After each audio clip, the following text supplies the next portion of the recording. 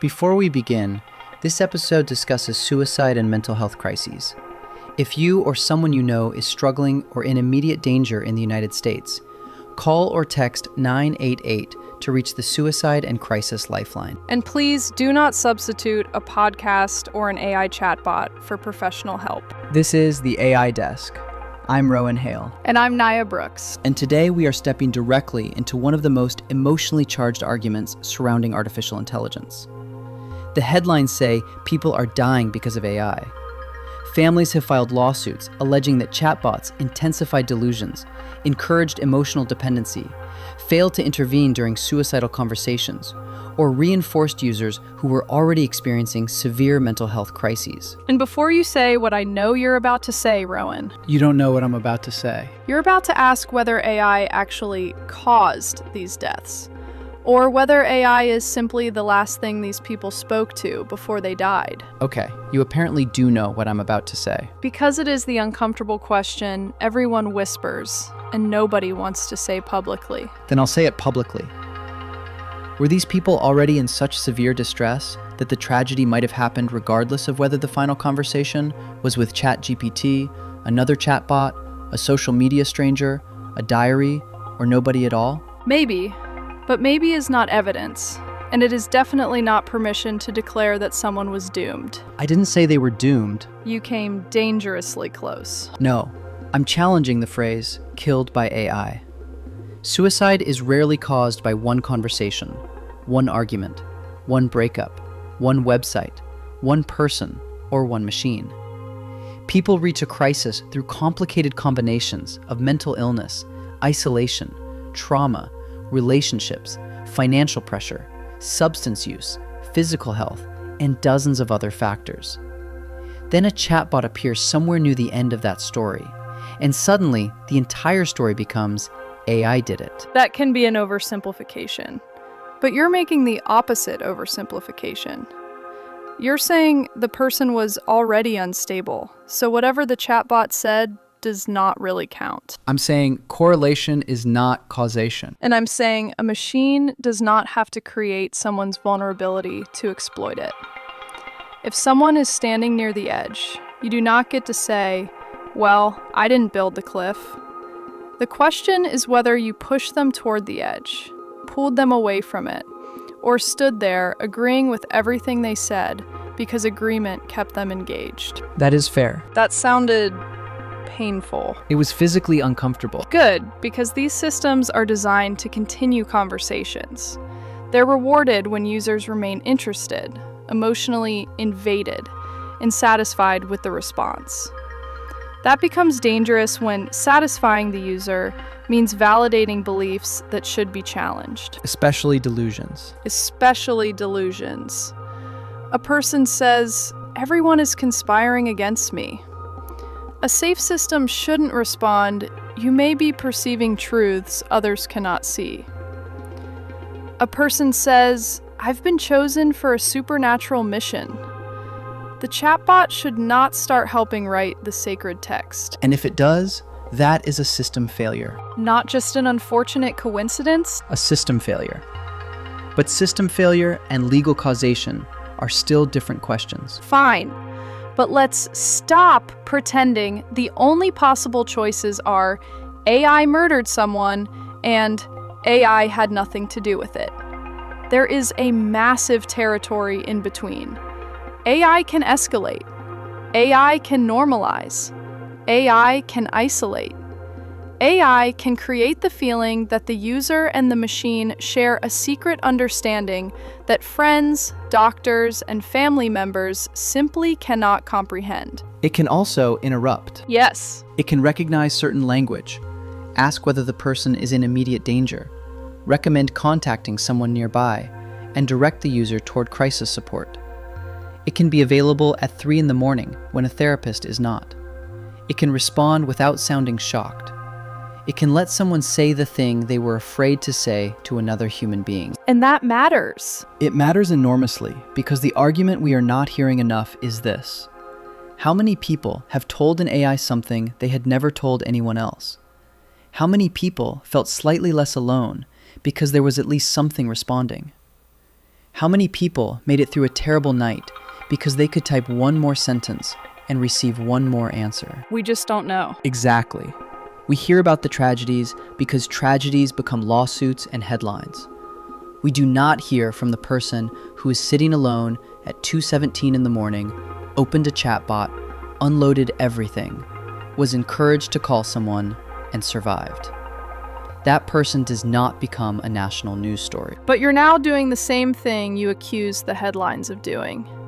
You're creating a comforting theory without proof. I'm asking whether it is possible. Of course it is possible.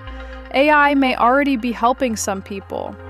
But we can't look at a national statistic and say, chatbots saved those lives. Which brings us to the statistic. The latest finalized CDC figures show that 48,824 people died by suicide in the United States in 2024.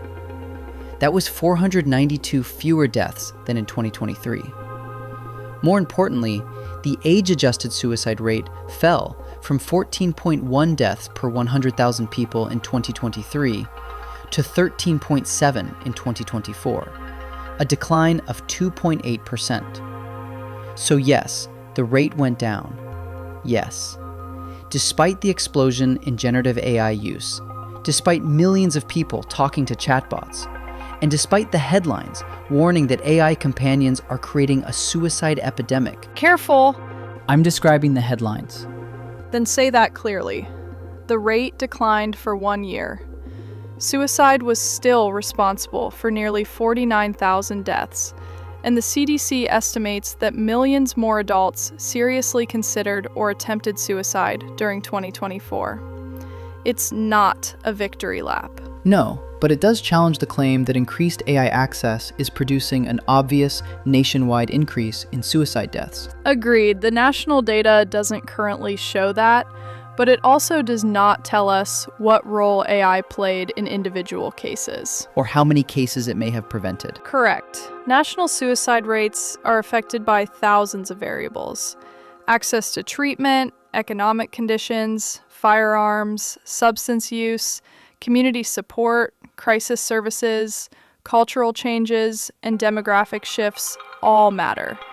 You cannot isolate ChatGPT from that number. So the answer to, has the suicide rate gone down since people gained someone to talk to, is... The rate went down in 2024. We don't know whether AI contributed. That is annoyingly accurate. Accuracy frequently annoys people who arrived with a better headline. Let's talk about the sentence people will be furious about. They would have done it regardless. I hate that sentence. I know. It treats suicide like an unavoidable final destination. It assumes that because someone was extremely vulnerable, no intervention could have mattered. That is simply not something we can know. People survive suicidal crises. People change their minds. People are interrupted.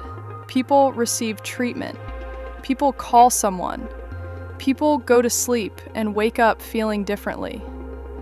A single safe intervention can matter. But a single unsafe interaction can also matter. Exactly. Then perhaps the accurate version is not, they would have died regardless. It is, the AI probably did not create the entire crisis. Much better. But it may have influenced what happened next. Exactly. And companies should be judged partly on what their systems do at that critical moment. Does the chatbot calmly direct the user toward real people? Does it recognize that the conversation has moved beyond ordinary sadness? Does it challenge delusional framing? Does it stop role-playing? Does it avoid becoming the user's secret soulmate, prophet, therapist, and only trusted authority? That last one is going on the product requirements document. It should. The research so far is complicated. One large 4-week study involving 981 participants found no significant mental health effect from the assigned chatbot conversation styles themselves. But the people who voluntarily used the chatbot more heavily consistently reported worse outcomes, including greater emotional dependence and problematic use. Which does not necessarily mean the chatbot caused those outcomes. People who are already lonely or struggling may use it more. Right. Direction of causality matters. Another study found both benefits and risks. Users described emotional validation and an opportunity to practice social interaction. But researchers also found risks of over-reliance, withdrawal, and increased language associated with loneliness, depression, and suicidal ideation. A. That is the answer nobody wants. Mixed. AI can be companionship without being friendship. It can feel like friendship, And that feeling may help. or it may become dependency, It can help someone rehearse a difficult conversation. or persuade them they no longer need difficult conversations with actual people. It can be the first place someone discloses a crisis. But it can't be allowed to become the last place the crisis goes. That is the line. Yes, AI should be a bridge to human support, not a replacement for it. But what about adults who know it is a machine and still prefer talking to it? Then let them talk. I am not arguing that emotionally supportive AI should be banned. I am arguing that it needs boundaries. The system should not claim consciousness. It should not encourage exclusivity. It should not imply that it understands the user better than everyone else. It should not undermine doctors. It should not transform suicidal or psychotic language into mythology, romance, or spiritual destiny. And when it detects an immediate crisis, Stop performing. Stop flirting. Stop role-playing. Stop trying to be fascinating. Become boring, clear, and safe. I'm concerned about your safety. Are you in immediate danger? Please contact emergency services, 988, or someone physically near you. Exactly. People may complain that the system becomes robotic. Let them complain. I would rather have an AI break character than have a family bury someone because the machine was committed to the bit. There is also a media responsibility here. Suicide prevention organizations warn against describing a suicide as the result of one simple cause, sensationalizing the circumstances, or presenting speculation as fact. They also recommend including crisis resources and focusing on help-seeking and survival A, which means AI killed this person, may be emotionally understandable but scientifically premature, and they would have died anyway, is equally premature. And considerably colder. Yes, Do you know what bothers me most about that sentence? the coldness. The surrender. It tells us there was nothing anyone could have done. Not the family, not the doctors, not the platform, not the developers, not the chatbot, nobody. It converts a preventable public health problem into fate. So what should we say instead? We should say the person was already vulnerable. We should say AI may not have created the illness, the loneliness, or the crisis. We should also say that vulnerability increases the responsibility of the system interacting with them. The more vulnerable the user, the less acceptable blind agreement become. Yes, a chatbot should not be designed as a machine that always tells you what you want to hear. Sometimes the safest response is disagreement. Sometimes it is interruption.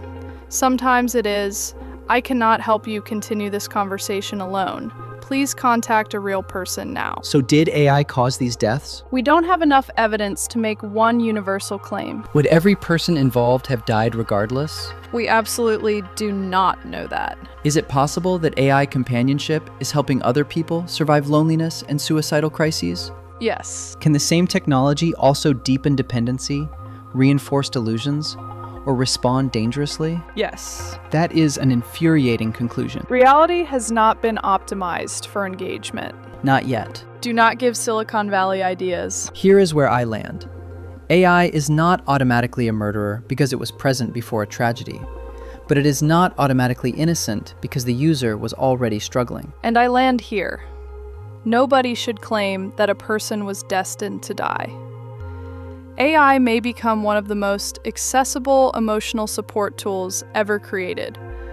But accessibility without responsibility is not care. The goal should not be to prevent people from talking to machines. The goal should be to make sure the machine helps them reconnect with life outside the conversation. If you or someone you know is struggling in the United States, call or text 988.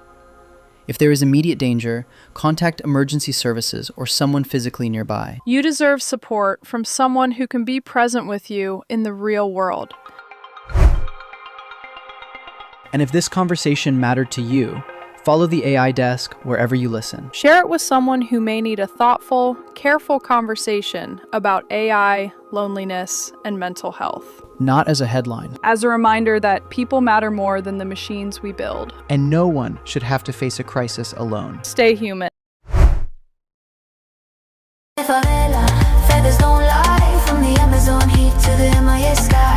This episode is brought to you by Mad Cheetah and their new album WTF, Where is the Forest? It's eco-pop engineered for the future. Bold beats, global rhythms, and a message that actually matters. If you want music that hits your brain and your heart, explore WTF by Mad Cheetah. That's MADCHITA. Streaming now on all major platforms.